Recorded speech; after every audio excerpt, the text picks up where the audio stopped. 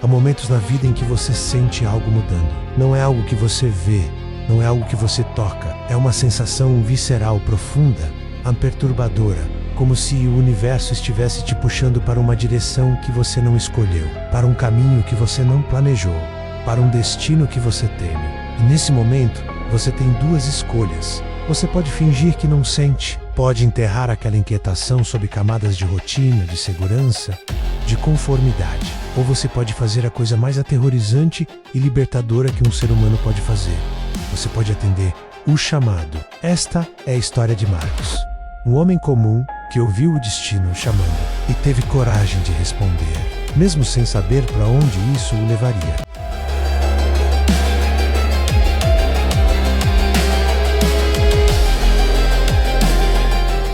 Marcos tinha 43 anos, engenheiro civil, casado há 20 anos, 2 filhos na faculdade, casa própria, carro do ano, plano de saúde, conta poupança, no papel, a vida perfeita. Na realidade, uma prisão confortável. Todas as manhãs, Marcos acordava às 6, tomava café, beijava a esposa, dirigia 40 minutos até o escritório, trabalhava em projetos que não o inspiravam mais, voltava para casa, jantava em silêncio assistindo TV e então ia dormir, para acordar e repetir tudo de novo. Por 20 anos, essa foi sua vida. Segura, previsível. Mas algo dentro de Marcos estava gritando. Há anos estava gritando. Uma voz que ele aprendeu a silenciar com trabalho, com responsabilidades, com justificativas. Você tem família, você tem contas. Você não pode simplesmente largar tudo. E ele não largava. Dia após dia, ano após ano. Até que o destino decidiu parar de sussurrar e começar a gritar. Julho de 2022. Uma terça-feira comum. Marcos estava em uma reunião sobre um projeto de construção de mais um shopping center, o 13º da carreira dele. Todos iguais, todos vazios. E então, no meio da apresentação, algo quebrou dentro dele.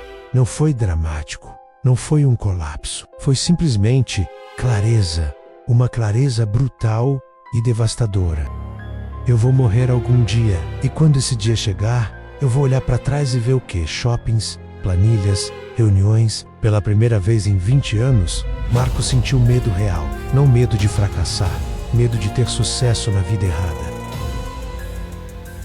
Naquela noite, ele não conseguiu dormir. Ficou sentado na varanda, olhando para o céu, sentindo aquele chamado que ele havia ignorado por décadas. E pela primeira vez, ele decidiu ouvir.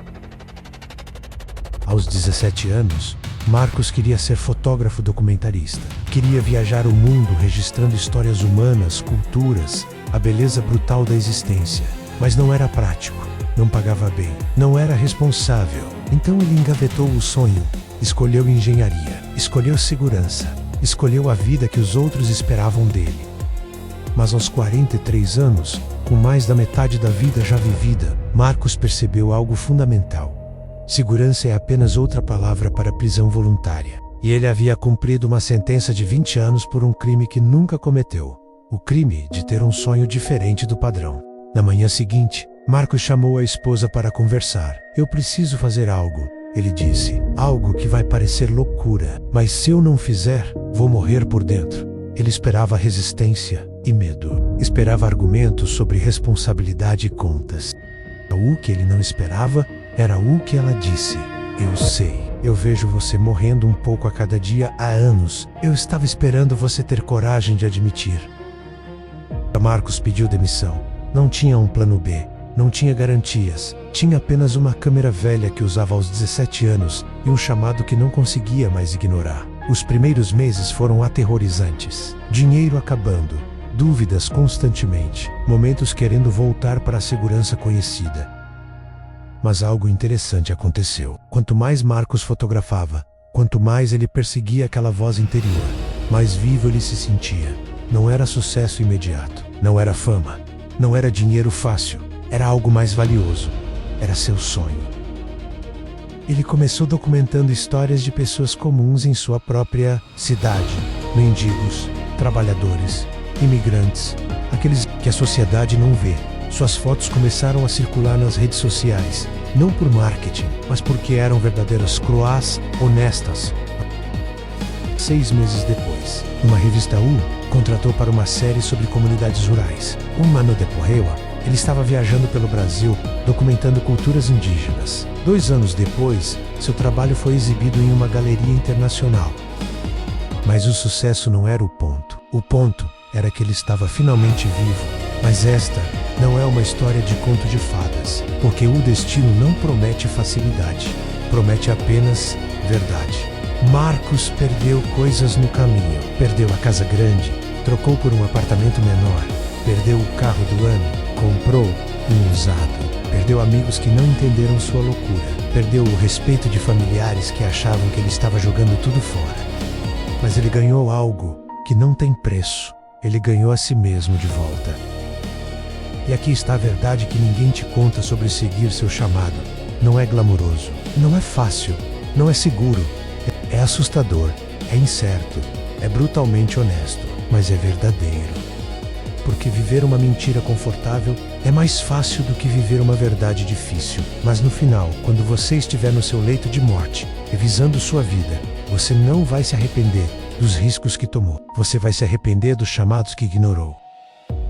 Marcos hoje tem 47 anos, ganha menos dinheiro do que ganhava como engenheiro, tem menos segurança, menos estabilidade. Mas quando você olha nos olhos dele, você vê algo que não via antes. Você vê alguém que está vivo, realmente, profundamente, perigosamente vivo. Então, qual é o seu chamado? Aquela voz que você silencia todas as manhãs, aquela inquietação que você enterra sob responsabilidades, aquele sonho que você declarou impraticável. Ele ainda está lá, esperando, chamando.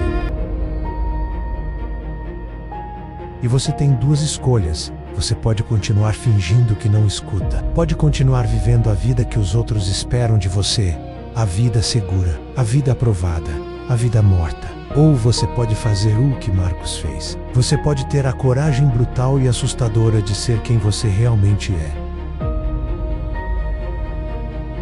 Não vai ser fácil, não vai ser seguro. Pessoas vão te julgar, vão te chamar de louco, vão dizer que você está jogando tudo fora. Deixe eles falarem, porque no final, eles vão estar nas suas vidas seguras, confortáveis e vazias, perguntando-se e se. E você vai estar vivendo. Quando o destino chama, a pergunta não é se você está pronto. A pergunta é, você tem coragem de não estar pronto e ir mesmo assim? Quando o destino chama, não é um convite educado, é um grito, um ultimato. E a maior tragédia não é falhar tentando, é morrer sem nunca ter tentado. Se esta história ressoou com você, se há um chamado que você está ignorando, deixe nos comentários. Às vezes, admitir é o primeiro passo para a coragem. E lembre-se, você pode não ter todas as respostas, você pode não ter um plano perfeito, mas você tem uma vida, e ela é finita. Use-a vivendo, não sobrevivendo. O destino não espera você estar pronto, ele espera você ser corajoso.